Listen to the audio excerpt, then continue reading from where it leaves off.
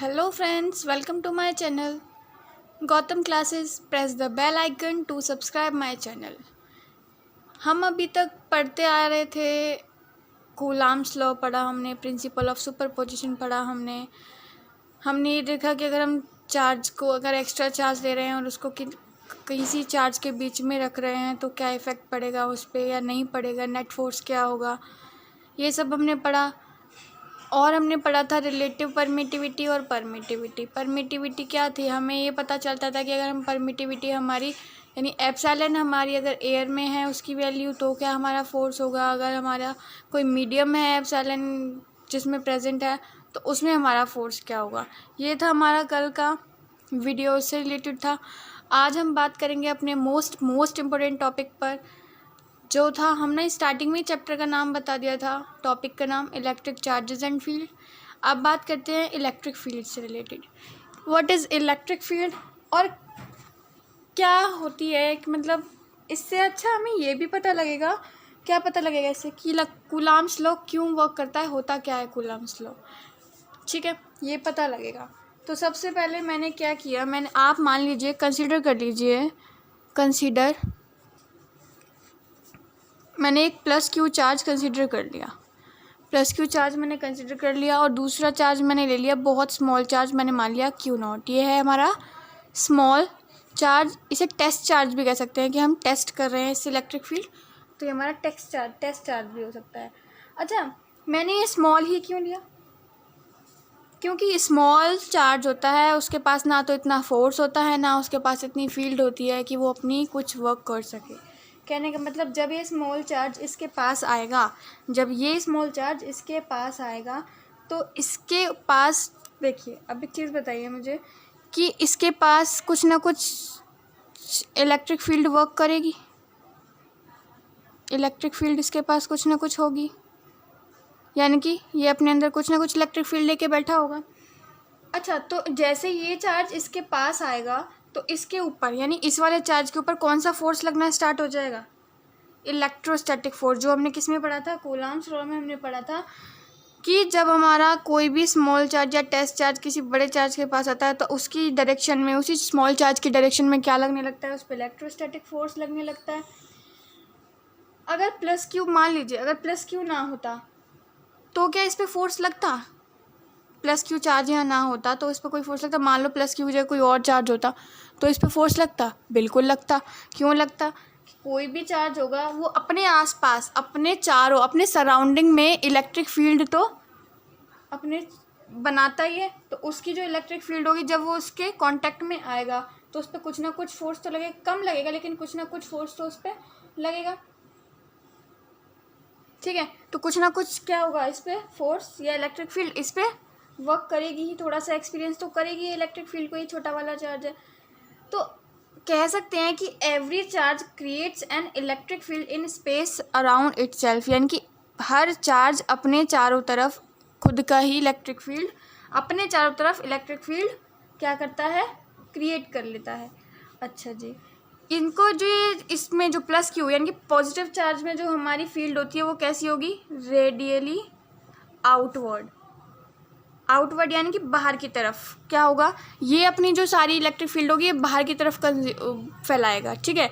अगर इसकी जगह नेगेटिव चार्ज होता तो ये क्या करता, अपनी सारी फील्ड को इन्वर्ट्स कर लेता, कहने का मतलब। अच्छा, एक चीज़ और, क्या क्यू नॉट है जो वो इलेक्ट्रिक फील्ड जनरेट करेगा, क्या Q not charge electric field generate करेगा, नहीं करेगा। क्यों नहीं करेगा, क्योंकि इतना छोटा सा, कहते हैं चूहे जैसा, बिल्कुल छोटा सा चार्ज है जो इलेक्ट्रिक फील्ड इसके पास बनाने की कैपेसिटी या कैपेबिलिटी है ही नहीं, इसके पास इलेक्ट्रिक फील्ड बनाने की क्षमता नहीं है। और हमें पता है, अगर सिंपल है, अगर मैं यहाँ पे माइनस क्यू चार्ज लेती तो ये क्या करता, क्यू नॉट को रिपेल करता, ये और दूर चला जाता, जैसे ये और दूर जाता इलेक्ट्रिक फील्ड ये दूर जाता। लेकिन हमें ये पता है कि नेगेटिव चार्ज में क्या होती है, नेगेटिव चार्ज में हमारी जो सारी इलेक्ट्रिक फील्ड होती है वो इन्वर्ट्स होती है, यानी कि सारा उसके अंदर की तरफ होता है, तो ये क्या करता, फिर से इसे अट्रैक्ट कर लेता अपनी तरफ। कहने का क्या मतलब हुआ, अगर नेगेटिव चार्ज मेरा है और तो इसकी इलेक्ट्रिक फील्ड कहाँ होंगी, अंदर की तरफ होंगी,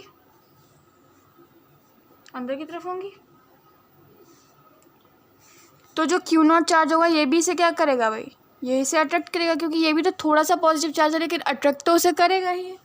हाँ जी, तो कह सकते हैं हम दूसरे तरीके से ये कह सकते हैं कि electric field of positive charge is away from the small charge, sorry away from the plus Q charge या पॉजिटिव चार्ज। कहने का क्या मतलब हुआ, अगर electric field of negative charge is towards the charge, यानी कि जो नेगेटिव में होंगी वो फील्ड कैसी होंगी, टुवर्ड्स द, और ये होंगी अवे फ्रॉम द चार्ज। ठीक है, तो कहने का मतलब मेरा क्या हो गया, क्यू नॉट क्या हो गया, it does not create any field, it does not create any field. कहने का मतलब क्या हो गया मेरा, लिमिट इस पे जो लगेगी क्यू नॉट पे एक लिमिट लग जाएगी उस टाइम पे कि जो हमारा क्यू नॉट है वो टेंड्स टू ज़ीरो है, यानी कि उसकी कोई भी वैल्यू, कोई भी इलेक्ट्रिक फील्ड वैल्यू नहीं होगी। ठीक है, एक बात तो ये हुई, और एक बात क्या हो गई कि इलेक्ट्रिक फील्ड को ई वेक्टर से शो करेंगे। इलेक्ट्रिक फील्ड एक्सटेंड हो जाएगी हमारी, एक्सटेंड मीन्स टू से टिल यहाँ तक, इन्फिनिटी तक। कहने का मतलब क्या हो गया, इन्फिनिटी का मतलब मेरा क्या हुआ कि जब मैं इस क्यू नॉट चार्ज को कितना भी दूर ले जाऊँ, इससे कितना भी दूर ले जाऊँगा, इस पे इलेक्ट्रिक फील्ड कुछ ना कुछ वर्क करेगी, क्योंकि इलेक्ट्रिक फील्ड जो होती है वो बहुत दूर तक फैली हुई होती है चार्ज के। ये नहीं है कि उसके आसपास, वो सराउंडिंग जितना उसका एरिया वो कवर करना चाहेगी उतना करेगी, इसलिए बेशक मैं इसको कितना भी दूर भगा दूँ, ये क्या करेगा, इस पर थोड़ी बहुत इलेक्ट्रिक फील्ड तो जनरेट करेगा। अब बात करते हैं, ये था हमारा बिल्कुल बेसिक था इलेक्ट्रिक फील्ड से रिलेटेड। अब बात करते हैं हमारे कि इलेक्ट्रिक फील्ड का मैग्नीट्यूड कैसे कैलकुलेट कर सकते हैं, तो उसके लिए इंटेंसिटी निकालेंगे। नेक्स्ट है हमारा intensity of electric field due two point charge plus Q at distance r from it. कहने का क्या मतलब हुआ कि इंटेंसिटी बतानी है इलेक्ट्रिक फील्ड की कि कितनी इंटेंसिटी से वो वर्क करेगा, किस पॉइंट पर, एक पॉइंट चार्ज पर, और जो प्लस क्यू से कितनी दूरी पर होगा, r डिस्टेंस पर होगा। ठीक है, ये हमें बताना था इसमें। तो इसमें क्या करना पड़ेगा, मान लीजिए प्लस क्यू चार्ज लेना था हमें, प्लस क्यू से मैंने r डिस्टेंस पे एक पॉइंट ले लिया, पॉइंट P, इनके बीच में डिस्टेंस है r।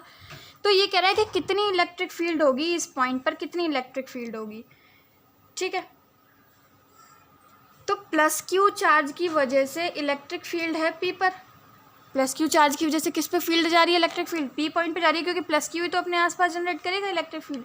तो जिस जगह पर हमारी इलेक्ट्रिक फील्ड चाहिए हमें, वहाँ हम टेस्ट चार्ज ले लेते हैं, पॉइंट चार्ज लिया, इस पॉइंट मुझे इलेक्ट्रिक फील्ड चाहिए थी, मैंने इसे टेस्ट चार्ज ले लिया। ठीक है, तो जो मेरा electric field on point P वो क्या हो जाएगा, फोर्स क्या होता है, फोर्स ही तो होता है। तो मेरी इलेक्ट्रिक फील्ड क्या होगी, force on test charge upon में टेस्ट चार्ज। ये हम इंटेंसिटी निकाल देंगे ऐसे इलेक्ट्रिक फील्ड की। तो इलेक्ट्रिक फील्ड क्या आ जाएगी, फोर्स क्या होता है हमारा, हम पहले भी पढ़ चुके हैं, K Q1 Q2 होता था, लेकिन अब यहाँ पे क्या है, Q है सिर्फ, तो Q1 की जगह क्या आ जाएगा, Q आ जाएगा, और Q नॉट आ जाएगा, अपॉन में डिस्टेंस कितना है इन दोनों के बीच में, R है, तो ये R² हो जाएगा। अच्छा, और अपॉन में क्या चल रहा है इसके, टेस्ट चार्ज क्या है हमारा, Q नॉट, तो Q नॉट से तो Q नॉट कैंसिल हो जाएगा, क्या आ गई हमारी इलेक्ट्रिक फील्ड, Q अपॉन में R², और ये आ गई है हमारी R के रिस्पेक्ट में, ही तो आई है ये हमारी, R डिस्टेंस लिया है तभी तो हमारी ये आई है इलेक्ट्रिक फील्ड। तो कहने का क्या मतलब हो गया, जैसे जैसे मैं पॉइंट चार्ज और मेन चार्ज के बीच में डिस्टेंस को बढ़ाऊंगी तो जो हमारी इलेक्ट्रिक फील्ड होगी वो डिक्रीज़ हो जाएगी, और जैसे जैसे मैं इसको कम करूंगी, यानी कि डिस्टेंस को मैं जितना कम करूंगी दोनों चार्जेस के बीच में, उतना हमारी इलेक्ट्रिक फील्ड ज़्यादा होगी, इंक्रीज़ करेगी। और अगर जैसे मैं डिस्टेंस को बढ़ा दूंगी, मान लीजिए मैंने R की वैल्यू 2 ले ली, तो इलेक्ट्रिक फील्ड कितनी डिक्रीज़ होगी, 1/4 डिक्रीज़ होगी। ठीक है, बात समझ आई। चलिए अब बात करते हैं कि अगर मैं कहती हूँ आपसे कि इलेक्ट्रिक फील्ड और डिस्टेंस है जो इसका सेपरेशन है, इनके बीच में ग्राफ बनाइए, तो ग्राफ क्या बन के आएगा, ये इलेक्ट्रिक फील्ड हो गई और ये डिस्टेंस हो गया।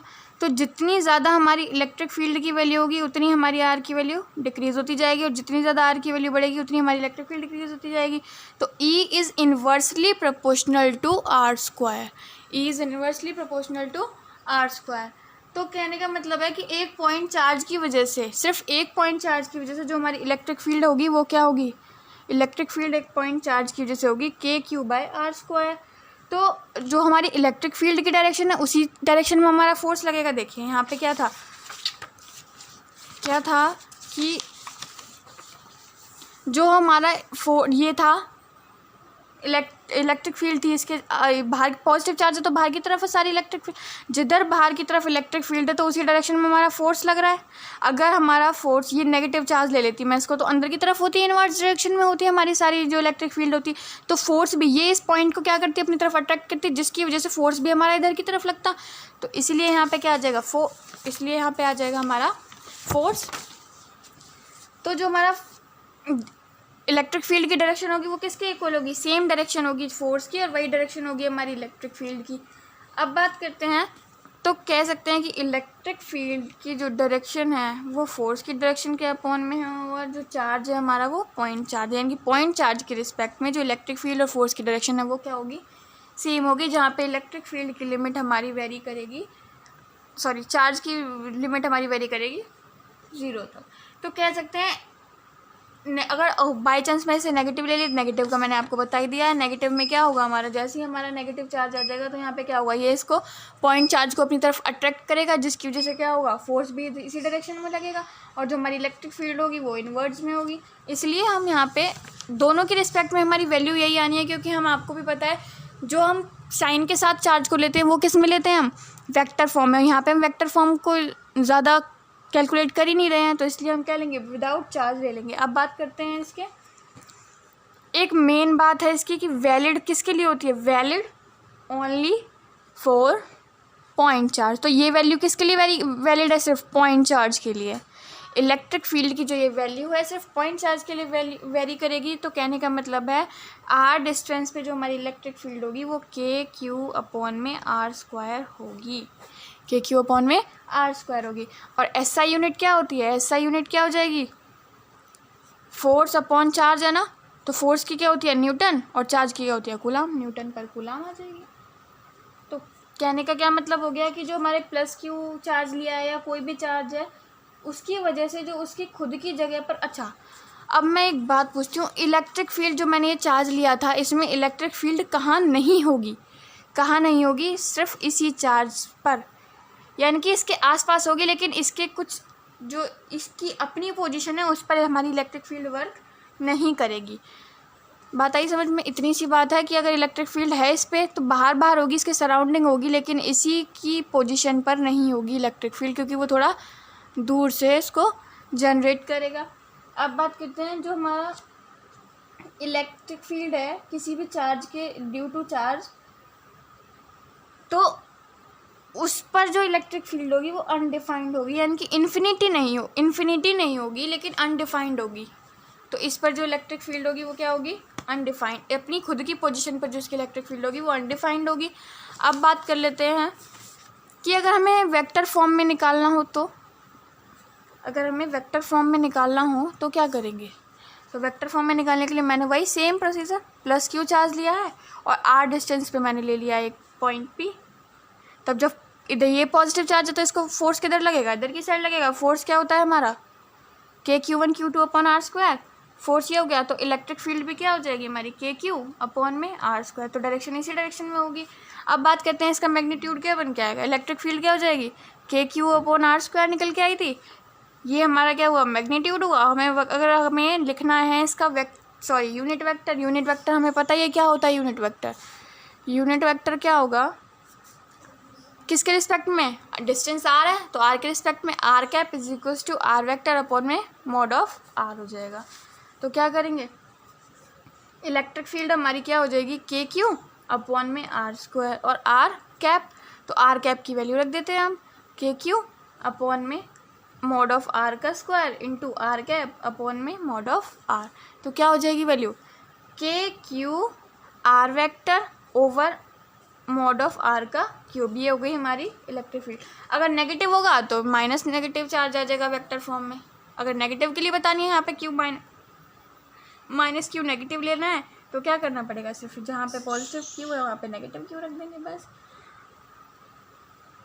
तो इतना समझ लीजिए कि साइन के साथ चार्ज तब आता है जब हम वेक्टर फॉर्म में इसको कैलकुलेट करते हैं। डन।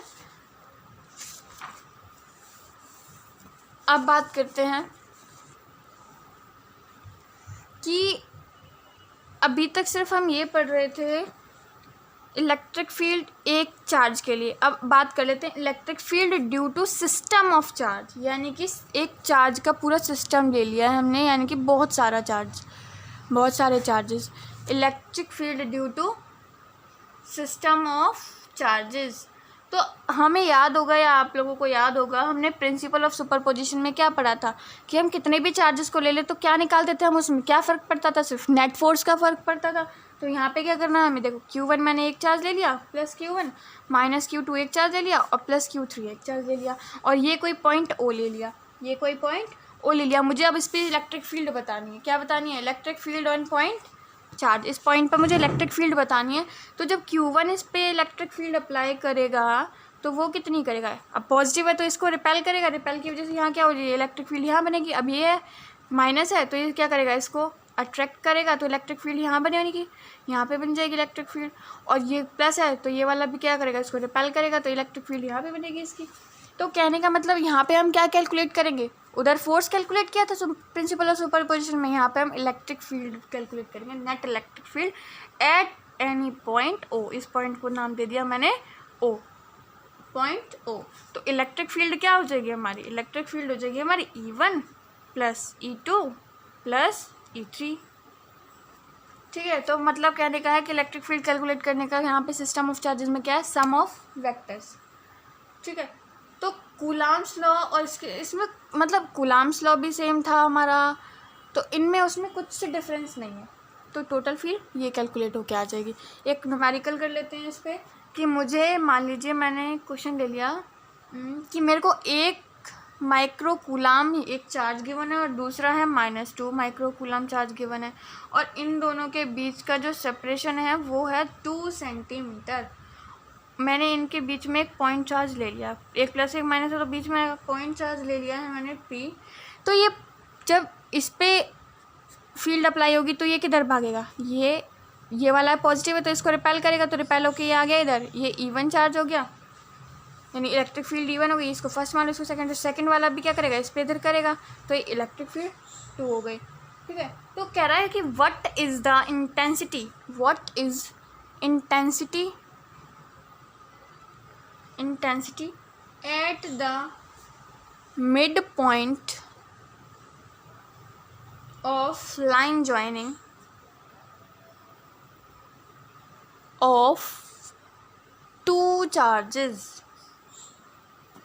तो हमें पता है सबसे पहले, अब किसी भी इंटेंसिटी बतानी है, मिड पॉइंट पे इंटेंसिटी बतानी है, लाइन ज्वाइन जहाँ हो रही है तो उस पर 2 चार्जेस की जो लाइन ज्वाइन हो रही है वहाँ पे इंटेंसिटी बतानी है। तो क्या है, हमें पता है कि वैक्यूम के लिए हम K की वैल्यू क्या लेते थे, वैक्यूम के लिए K की वैल्यू क्या होती थी, 9 × 10⁻⁹ newton metre square upon coulomb square. और जो माइक्रो कूलाम होता है वो कितना होता है, उसकी वैल्यू -10⁻⁻⁶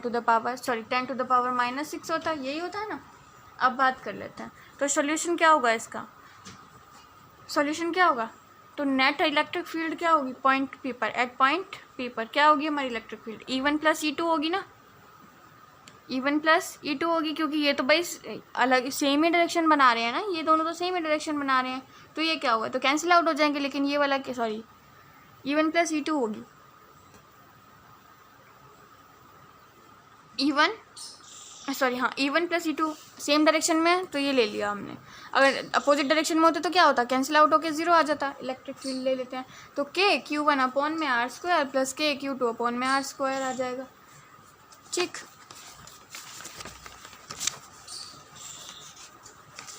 Q1 अपॉन में Q1 upon R² plus Q2 upon R²। तो यहाँ से क्या कॉमन आ रहा है, K अपॉन में R² मेरा यहाँ से कॉमन आ जाएगा, अंदर क्या रह जाएगा, Q1 प्लस Q2।